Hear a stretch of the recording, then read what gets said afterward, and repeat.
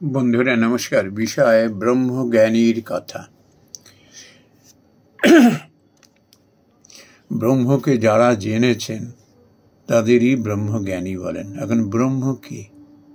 ঠাকুর আমাদের খুব সহজ করে বলেছেন যে ভক্তরা যাকে ভগবান বলে জানেন, যোগীরা যাকে আত্মা বলে জানেন, আর জ্ঞানীরা তাকে ব্রহ্ম বলে জানেন। তিনিও বলেছেন একবার ব্রহ্ম জ্ঞান লাভ হয়ে গেলে সে আর জগতে ফিরে আসে না। ঠাকুর কি ব্রহ্মজ্ঞান লাভ করেননি? নিশ্চয়ই লাভ করেছেন, কিন্তু তিনি জগতের কল্যাণে নিজেকে বিলীন করে দেননি। একই কারণে স্বামী বিবেকানন্দ ঠাকুরের নরেনকে ঠাকুর নির্বিকল্প সমাধি অর্থাৎ নিজের ইচ্ছেতেই দেহ ছেড়ে চলে যাওয়া এটি করতে দেননি। কেন?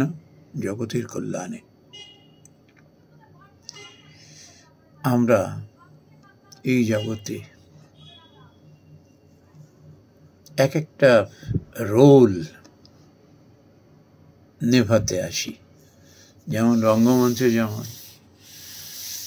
৮-১০ জন কলাকুশলী বিভিন্ন চরিত্রে বিভিন্ন ভূমিকায় অভিনয় করেন, তারপর পর্দা টেনে সব শেষ হয়ে যায়। এই জগতে ব্রহ্মজ্ঞান লাভ করে বিলীন হয়ে গেছেন লাভ করার মুহূর্তেই, কিংবা ঠাকুর কিংবা নরেন্দ্রনাথ, স্বামী বিবেকানন্দের মতো বা আরো বড় বড় সাধক যারা আমাদের এই পৃথিবীতে রয়েছেন, তারা ব্রহ্মজ্ঞান লাভ করেছেন, কিন্তু জগতের কল্যাণে কিন্তু থেকে গেছেন। তারপর তার যখন কাজ ফুরিয়ে গেছে তিনি চলে গেছেন। সাধারণ মানুষও কিন্তু হয়তো সেরকম লেভেলে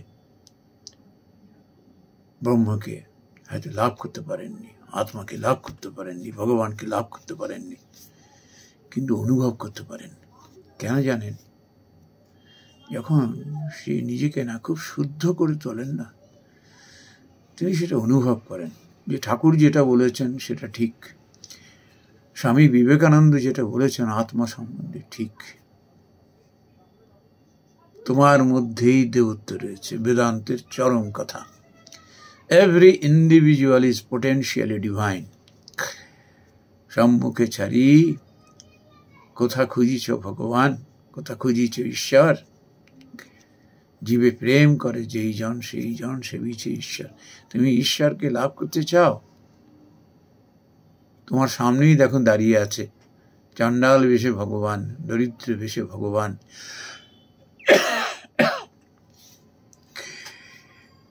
তাদের তুমি চেনো, জানো, চেনার চেষ্টা করো। এখন কিছু মানুষ তারা কিন্তু শাস্ত্রের কথা,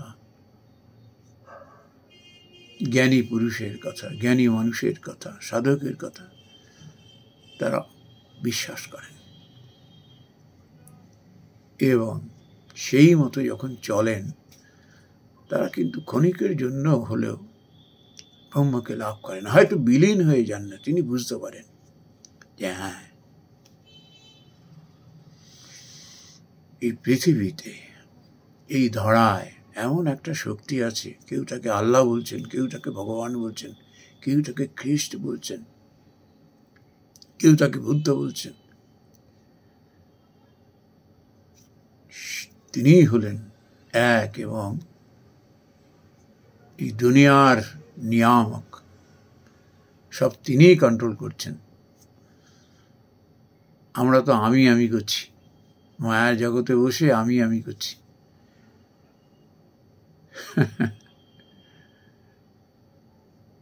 তোমার কর্ম তুমি করো মা, লোকে বলে করি আমি। যারা এই ব্রহ্মের অস্তিত্ব যারা বোঝেন, উপলব্ধি করেন, ভগবানকে যারা উপলব্ধি করেন, আত্মাকে যারা উপলব্ধি করেন, তারা এটি বুঝতে পারেন যে আমি কিচ্ছু না, আমি একটা ইনস্ট্রুমেন্ট মাত্র। ভগবান বাজিয়ে দিয়েছেন তাই বেজেছি, নাহলে স্থবির থাকবো। ঠাকুর আবার উদাহরণ দিয়ে বলছেন না, এই আলু পটল গরম জলে লাফালাফি করছে, আমি করছি লাফালাফি। এই আঁচটি, আগুনটি সরিয়ে না হলো, বাস সব স্থবির হয়ে গেল। এই যে আমরা কুম্ভ মেলা এখন যে চলছে, এরকম একটা বড় বড় জায়গায় যখন আমরা পৌঁছাই না, এর একটা মাহাত্ম্যই আলাদা। এক একজন মানুষ এক একটা উদ্দেশ্যে সেখানে যান। কেউ যান মানুষ চিনতে, সাধু চিনতে, নিজের মধ্যে আত্মজিজ্ঞাসা জাগিয়ে তোলবার জন্য। কেন, কোন উদ্দেশ্যে মানুষ এরকম দৌড়ে আসছে এখানে? হিমালয়ে সেই গুহা ছেড়ে কেনই বা তিনি এই লোকালয়ে এলেন? এই যে আমরা রিসেন্টলি দেখতে পাচ্ছি সমস্ত পোস্ট হচ্ছে, সব ভাইরাল। সেই হয়তো কোনো বালিকা হয়তো মালা ফেরি করতে এসেছিল, সে থেকে হয়তো কোনো শিক্ষিত বিদ্বান সাধু পর্যন্ত, এখানে অনেক কিছু শেখার আছে। এরাও কিরকম মায়ার জালে জড়িয়ে যায়, যে উদ্দেশ্যে এসেছিল সেটা আর হলো না। বেচারি ওই বালিকা আক্ষেপ করে বলছে, আমি এসছি মালা বিক্রি করতে, জোয়ারের মতো মানুষ আমাকে ধেয়ে বেড়াচ্ছে, আমি মালা বিক্রি করতে পারছি না, আমায় মালা বিক্রি করতে দিচ্ছে না, ছবি তুলছে, আমার খালি ছবি তুলছে আর নানা রকম প্রশ্ন করছে। আমি যে উদ্দেশ্যে এসেছিলাম সেটি আর হলো না। প্রচার, মহামায়ার মায়া, এটি হলো চরম পরীক্ষা। যত মানুষ, সে সাধু হোক আর যেই হোক, যে পর্যায়ের মানুষই হোক না কেন, প্রচারের আলোয় যদি তার একবার চোখ ঝলসে যায় না, সে বুঝতে পারে না। প্রচারেতে ভাসতে থাকে। তারপর হয়তো শেষ যখন বিচার হয়, তখন সে উপলব্ধি করে কতখানি সময় তার নষ্ট হয়ে গেল। মহামায়ার মায়া, ওই জন্য ভগবানকে ধরে রাখতে হয়। ঠাকুর বলছেন না যে এক হাতে তুমি ঈশ্বরকে ধরো, আর এক হাতে তোমার কর্মটিকে ধরো। যে সংসারী সে সংসারকে ধরবে, যে সাধু তার সাধক জীবনটাকে ধরবে। কিন্তু ভগবানে একটা হাত রাখতে হবে, যে বেচালে যেন পা না পড়ে। ভগবানকে যেন জানতে পারেন, আমি নাই বা ব্রহ্মকে লাভ করলাম, ব্রহ্মজ্ঞানী নাই বা হলাম, নির্বিকল্প সমাধি লাভ করবার মতো হয়তো ক্ষমতা আমি নাই বা পেলাম, কিন্তু এটুকু তো বুঝতে পারলাম ঈশ্বরের ইচ্ছা ছাড়া গাছের একটি পাতাও নড়ে না। অ্যাবসলিউট সারেন্ডার যদি তার চরণে নিজেকে করা যায়, তাহলে পরে ভগবানই সব কিছু বুঝিয়ে দেন। কি চাস তুই বল, আমি কে জানবি, আয়। ভক্ত ছোট্ট শিশু যেমন মা ছাড়া কিচ্ছু জানে না, কাউকে চেনে না, যতই প্রলোভন দাও না কেন, কিছুক্ষণ পর তার মোহ ভেঙে যায়, এটা ফেলে দিয়ে মা মা করতে থাকে। ঠাকুর এই গল্প আমাদের শুনিয়েছেন। মূল হলো ঈশ্বর। যেদিন আমাদের মায়া মোহ থেকে আমরা বেরিয়ে আসতে পারবো না, সেদিন তখন উপলব্ধি হবে যে হ্যাঁ, এই দুনিয়ার একমাত্র নিয়ামক হলেন তিনি, আত্মা, পরমাত্মা, ব্রহ্ম কিংবা ভগবান।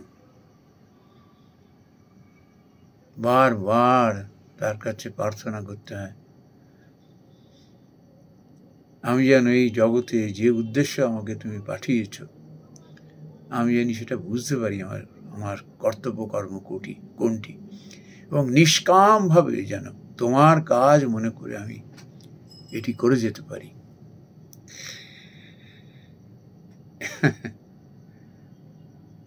এটি হয়তো ব্রহ্মজ্ঞানের বেশ কথা, সোর্স অফ ব্রহ্মজ্ঞান। ভগবানকে জানা যাবে ঠিক যদি স্বামী বিবেকানন্দের ওই বেদান্তের চরম কথাটি আমরা যদি অন্তরে আমরা ধরতে পারি। মানুষকে, জীবকে তুমি শিব জ্ঞানে সেবা করো।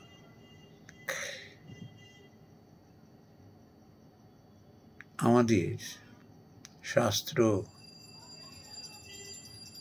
আমাদের এই পুণ্যভূমির বা পৃথিবীর অন্যান্য প্রান্তরে যে সমস্ত সাধক রয়েছেন, তাদের কথা যদি আমরা উইদাউট এনি ডাউট যদি আমরা ঠিক লজিক্যালি চিন্তা ভাবনা করে তার সত্যতা যদি একবার ধরতে পারি আমরা, ব্যাস জীবনে যদি আমরা ব্রহ্মজ্ঞান লাভ না করে ব্রহ্মকে সাক্ষাৎ চিনলাম, আত্মাকে সাক্ষাৎ চিনলাম, ভগবানকে সাক্ষাৎ দেখলাম, এটি যদি না হয়, দুধের স্বাদ ঘোলে মেঠে, কিন্তু সেই পরম শান্তি তিনি লাভ করেন। ঠাকুর শ্রী রামকৃষ্ণ পরমহংস দেব এটি আমাদের বলে গেছেন, এক হাতে ঈশ্বরকে ধরো, এক হাতে তোমার কর্তব্য কর্মকে ধরো, তুমি তার কর্ম মনে করে সমস্ত কিছু কাজ করো। তারপর তোমার কর্তব্য কর্মটি সংসারে যখন শেষ হবে তখন দু হাতে তুমি ভগবানকে আঁকড়ে ধরো। ব্রহ্ম আপনিই তোমার কাছে এসে ধরা দেবেন, আত্মা তোমার কাছে এসে ধরা দেবেন, ভগবান তোমার কাছে এসে ধরা দেবেন।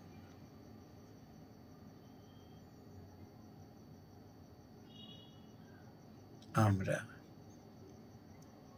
যখন নিজেদের বিচার বুদ্ধি, নিজেদের চিন্তা ভাবনাকে যত শুদ্ধ করতে থাকব, ততই এই গূঢ় রহস্যগুলি আমাদের কাছে সহজ হতে থাকব। ব্রহ্মকে সাক্ষাৎ লাভ না করতে পারলেও